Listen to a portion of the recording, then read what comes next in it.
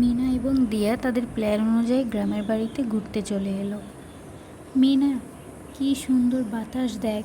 হ্যাঁ, প্রাণটা জুড়িয়ে যাচ্ছে একদম। মনে হচ্ছে সারাক্ষণ এখানেই বসে থাকি, যেতে ইচ্ছে করছে না আর। কতদিন পর একটু প্রাণ খুলে নিঃশ্বাস নিচ্ছি। হ্যাঁ, ঠিকই বলেছিস রে। শহরে থাকতে থাকতে একদম বোরিং হয়ে গেছে লাইফটা। অনেক দিন পর এসে খুবই ভালো লাগছে। হ্যাঁ খালামণি, চলো আমরা এখানেই থেকে যাই, আর যাব না। হ্যাঁ খালামণি, আমরাও থাকবো, আর যেতে চাই না। ঠিক আছে সোনামণি, আমরা যাব না। এই হচ্ছে মিনাদের পুকুর পাড়। ওদের বাসার সামনেই, কিন্তু বেশি দূরে নয়। যেখানেই তাকানো যায় সেখানেই শুধু সবুজ আর সবুজ, আর খুবই সুন্দর ঠান্ডা বাতাস। মিনা, দিয়া এবং ইমিজে মিরিমি বসে গল্প করছিল। তারা এখানে অনেকক্ষণ ধরে বসেছিল।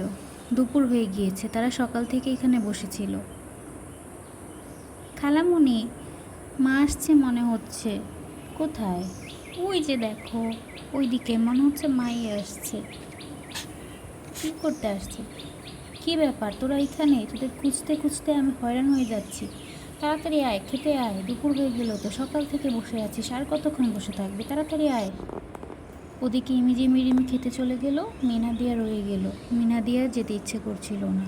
ওরা সিঁড়িতে বসে পড়লো। সিঁড়িতে বসে বসে ওরা ওদের ছোটোবেলার স্মৃতিচারণ করতে লাগলো। এই পুকুর পাড়ে তাদের অনেক স্মৃতি রয়েছে, সেগুলো আসলে বলে শেষ করা যাবে না। তো ওদিকে ইমিজি মিরিমি খেয়ে আবার চলে এসেছে। তো সবাই মিলে খোলা আকাশের নিচে মাঠের ঘাসের উপরে শুয়ে পড়লো। ওখানে শুয়ে তারা গল্প করতে লাগলো। তো দুপুর গড়িয়ে বিকেল হয়ে গেল, কিন্তু মিনা দিয়ে আর বাসায় ফিরল না, তারা এই বাইরেই থেকে গেল।